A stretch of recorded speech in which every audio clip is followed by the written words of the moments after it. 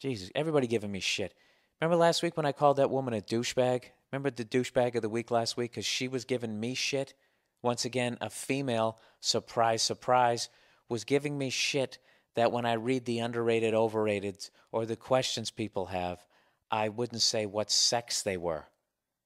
And she somehow found out a way to kind of, I don't know, make me look like I was some chauvinist that I guess she felt if it was a good question, I credited a guy. And, you know, it's a free podcast. All right? Stop being so fucking cunty. So she became douchebag of the week. So evidently she didn't like it. And what does she do? She sends me an email. Here's the email she sends me. Bill, it's nice that you named me douchebag of the week. I don't really give a shit because I always mean what I write. I don't even know what that means because I always mean what I write. Oh, really? What are the rest of us just faking it? We're just joking around? But not you. You're so fucking serious. So, anyways, evidently this psycho. This is a new segment. This is I can't figure out if this is love letter of the week or psycho of the week. I don't know. You guys name it. I don't give a shit. So anyway, she goes, I don't really give a shit because I always mean what I write. And it seems you're just talking shit about two things that I wrote that seemed bitchy. No, I was talking about your entire email. Don't try to knock it down.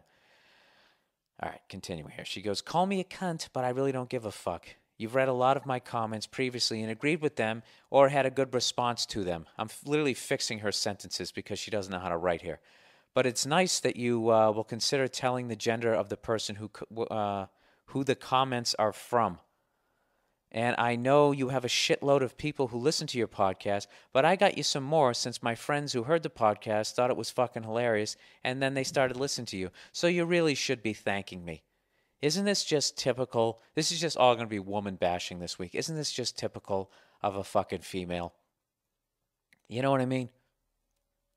She's getting something every week that is free, and she still found a way to bitch about it. Okay? And then when I call her out for being a douchebag, now she's actually trying to make me feel guilty. I just, you call me a douchebag, whatever. I mean, just, even though I got a whole bunch of friends to listen to it, I mean, probably should be thanking me, but, that's okay. Shut up. I swear to God. Why can't you slap women? Back in the day, how great did that feel?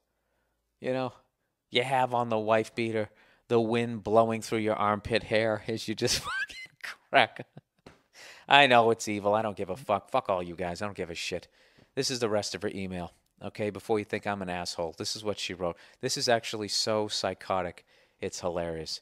She writes, and yeah, I do know that the name shows up on the email even if I don't sign it, but you just make it seem like you that much of a retard to notice. That's literally what she wrote. And then she wrote, you're over 40 and have the vocabulary of a seventh grader. Your is spelt Y-O-U-R. All right, for all you morons out there, your Y-O-U-R is possessive, meaning like that's your shirt. Okay? If you're saying you're over 40, that's you are.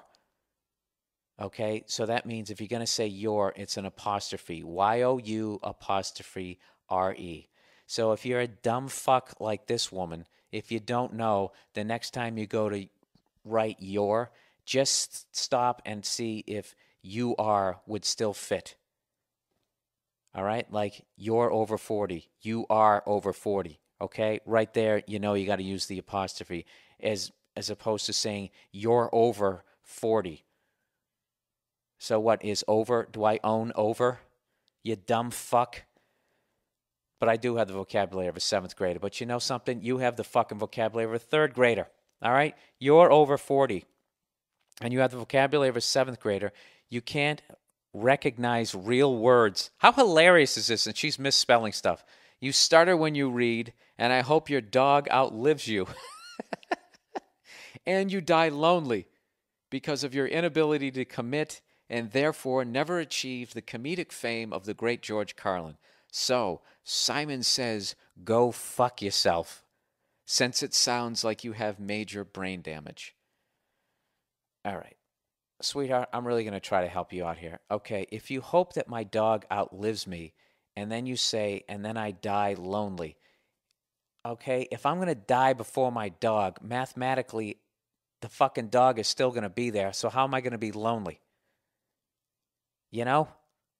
The dog would have to die first or run away. So what you should say is, I hope your dog outlives you, then runs away, and then you die by yourself, as opposed to saying, I hope your dog outlives you and you die lonely. No, I would die before my dog and be sitting there licking my face in my last few pathetic moments.